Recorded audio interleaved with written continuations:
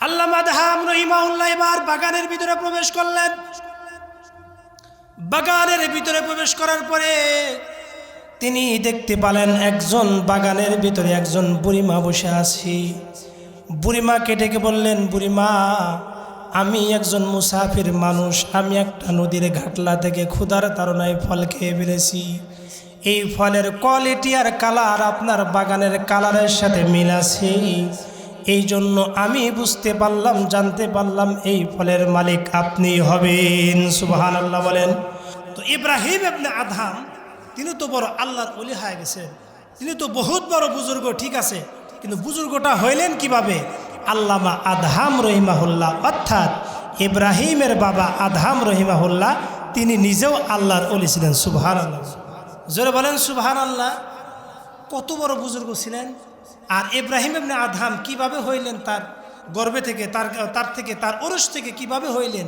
অবশ্যই এর পিছনে ইতিহাস আছে। কারণ ইব্রাহিম ইবনে আদহামের জীবনে পড়বেন, দেখবেন ওনার জীবনের প্রথম দিকে উনি বাদশাহ ছিলেন, আবার জীবনের শেষের দিকে উনি আল্লাহর ওলি হয়ে গেছেন। সুবহানাল্লাহ, জোরে বলেন সুবহানাল্লাহ। কেন? ইব্রাহিম ইবনে আদহাম তার নানা ছিল বাদশাহ। নানা কি ছিলেন?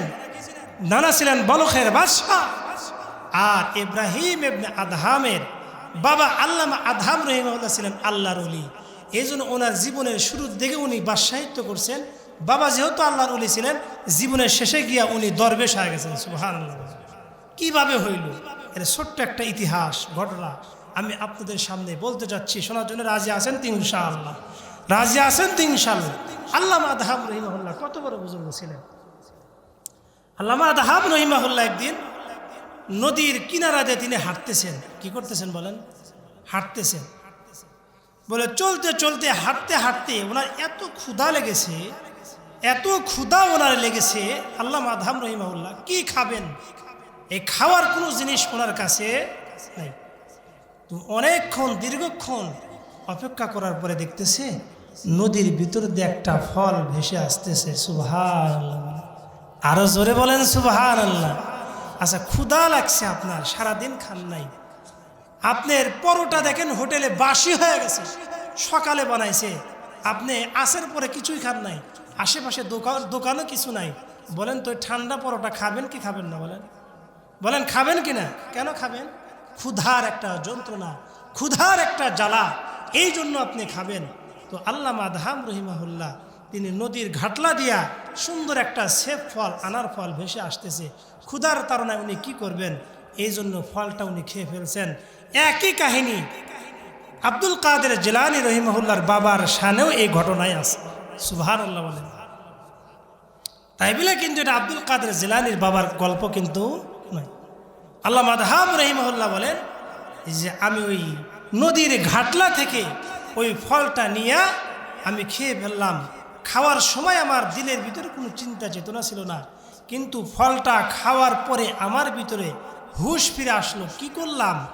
আমি যে নদীর ঘাটলা থেকে ফলটা খেয়ে ফেললাম, যদি এই ফলের মালিক যদি কিয়ামতের দিন যদি আমাকে বলে, এই আল্লামা আদহাম, তুমি আমার বাগানের ফল খেয়েছিলা, আজকে ওই ফলটা আমাকে ফেরত দাও, তাহলে আমি কি করব? সুবহানাল্লাহ, জোরে বলেন না। আমি আপনি কত মানুষের বেল গাছের নিচ দিয়ে বেল পরে থাকা খাইছি, এর কোনো হিসাব আছে বলেন? রাস্তা দিয়ে হেঁটে যাচ্ছি, আমি ভ্যানের উপরে হঠাৎ করে রাতের গভীরে যাচ্ছি, যে সময় আমগুলা সুন্দর করে গাছে পেকে আছে, দেখতেছি 5-6টা আম, সুন্দর পাকা আম রাস্তায় পড়ে আছে। এখন ভ্যানওয়ালা ভ্যান থামায়া আমগুলা পকেটে নেয়। আসলে আদৌ এটা কি ঠিক কিনা এটা আমরা জানি না। পরে থাকা জিনিসটাও বিনা অনুমতিতে খাওয়া, এটা ঠিক? বলেন ঠিক এটা? তো উনি তো আল্লাহর ওলি, বড় বুজুর্গ, উনি ফলটা খাইলেন। ফলটা খাওয়ার পরে ওনার দিলের ভিতরে চিন্তা চেতনা, হায় হায়, এই ফলটা খাইলাম, যদি কিয়ামতের দিন যদি আমাকে ধরে বসে, তাহলে কি করব, কি হবে, আমার কি পরিস্থিতি হবে? আর ভালো লাগতেছে না। আমার যেমনি হোক না কেন এই ফলের মালিককে খুঁজে বের করতে হবে, ফলের মালিককে খুঁজে বের করতে হবে, তার থেকে আমার মাপ নিতে হবে। যতক্ষণ পর্যন্ত আমি মাপ না নিব, ততক্ষণ পর্যন্ত আমার দিলের ভিতরে শান্তি আসবে। আল্লামা আদহাম রহিমাহুল্লাহ তিনি চিন্তা করলেন এই ফলটা যেহেতু নদী দিয়ে ভেসে আসতেছে, তাহলে এই ফলের বাগানটা নদীর সাথেই হবে। কথা বলেন ঠিক কিনা? বলেন ঠিক কিনা? ফলটা যেহেতু নদীর ভিতর দিয়ে, নদীর ঘাটলা দিয়ে ভেসে আসতেছে, নদীর কিনারা দিয়ে ভেসে আসতেছে, তার মানে এই ফলের বাগানটাও নদীর সাথে হবে। সুবহানাল্লাহ। ওই যে গুনাহের কারণে দিলের ভিতরে আফসোস, দিলের ভিতরে শান্তি আসতেছে না, এই জন্য আল্লাহ রাব্বুল আলামিন তার এই আফসোসকে কবুল করে নিয়েছে। এই জন্য তার মেমোরিতে, তার মাথার ভিতরে আল্লাহ তাআলা ব্রেন ঢুকায় দিছে।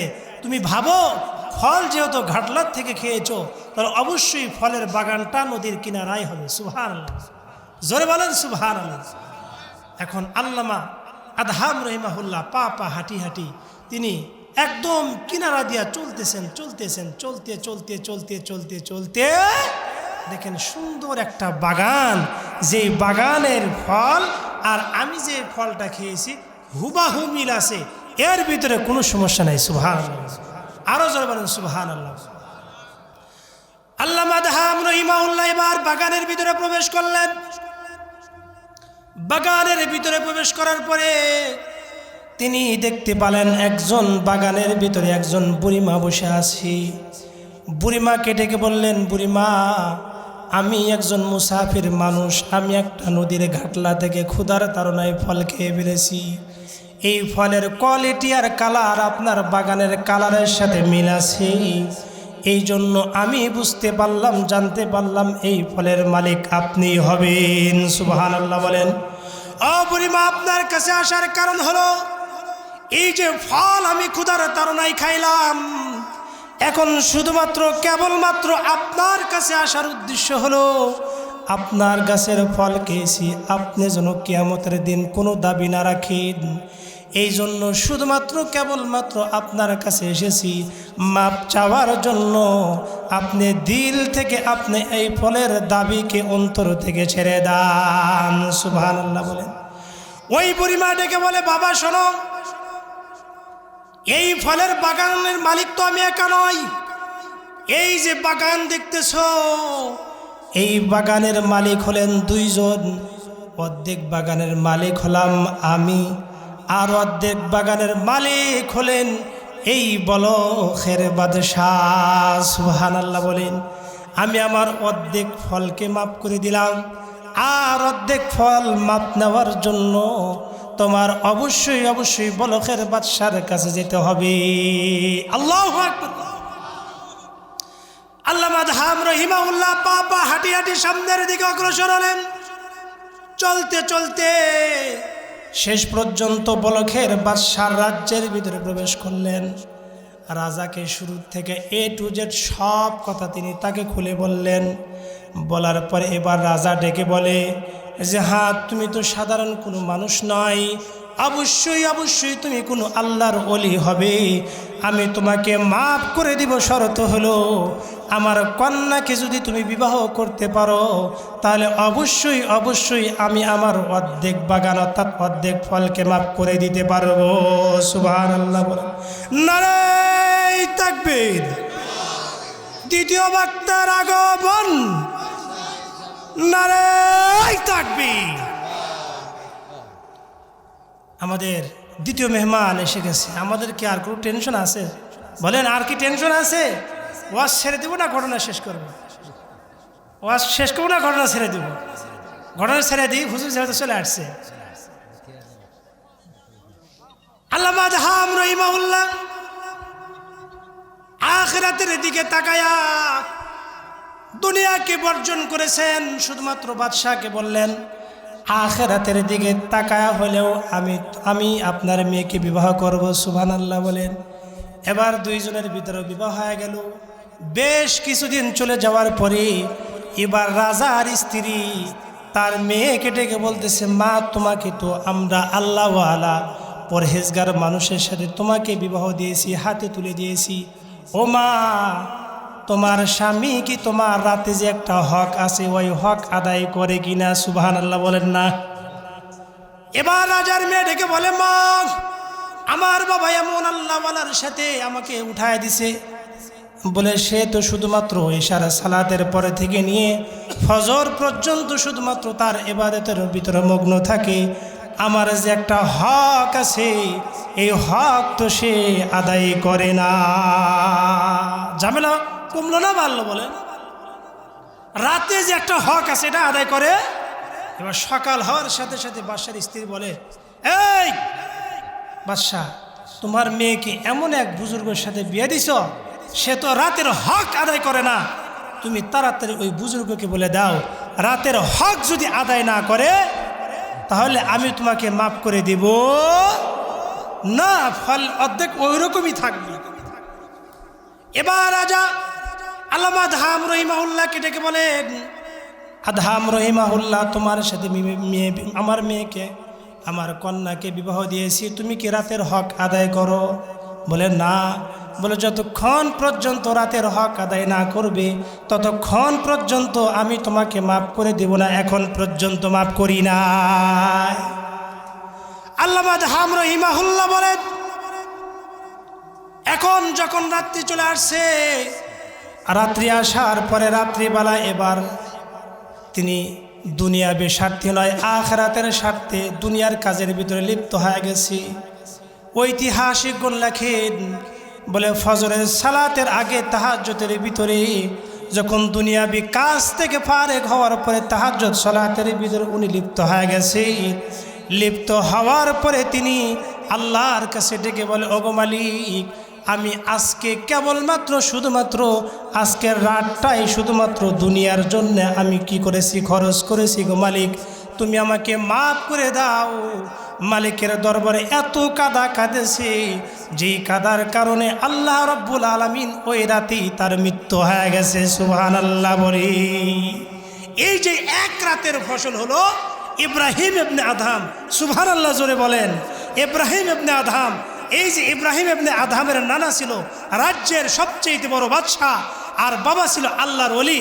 এই জন্য ইব্রাহিম ইবনে আদহাম রহিমাহুল্লাহ তার জীবনের শুরুর দিকে নানার বাদশাহিত্ব পেয়েছিলেন, কিন্তু তার জীবন যখন, তার বয়স যখন শেষের দিকে, আল্লাহ রব্বুল আলামিন তার বাবার যে একটা স্পিরিট আছে, বাবা যে আল্লাহওয়ালা ছিলেন, এই জন্য নানার রাজ্যকে ছেড়ে দিয়ে তিনি শেষে আল্লাহর ওলি হয়ে গেছেন। সুবহানাল্লাহ বলেন।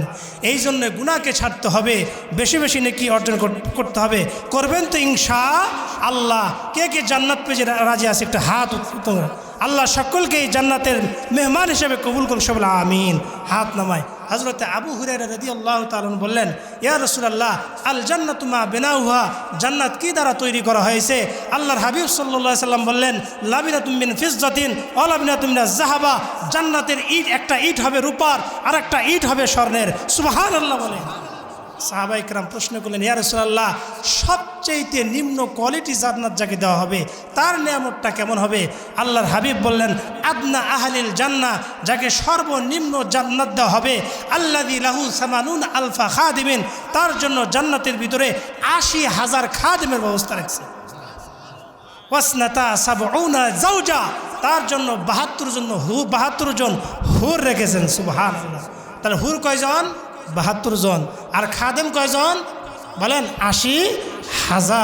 বলে ৮০,০০০ খাদেমকে ভাত দেওয়া লাগবে না? বলে এই যে ৭২ জন যে স্ত্রী থাকবে এদেরকে কাপড় দেওয়া লাগবে না? আরে ভাত কাপড় আপনার দেওয়া লাগবে না, ওটার ব্যবস্থা মহান রব্বুল আলামিন সে নিজেই জান্নাতের ভিতরে করে রেখেছেন। সুবহানাল্লাহ বলেন। এই জন্য ইনশাআল্লাহ আল্লাহ পাক আমাদের সকলকে জান্নাতি মেহমান হিসেবে কবুল করে নিক। সকল বলে আমিন। ওয়া আখিরু দাওয়ানা আলহামদুলিল্লাহ। আমি তো এই শাহগুলা মাদ্রাসার শিক্ষক, আপনারা অনেকেই হয়তো চেনেন।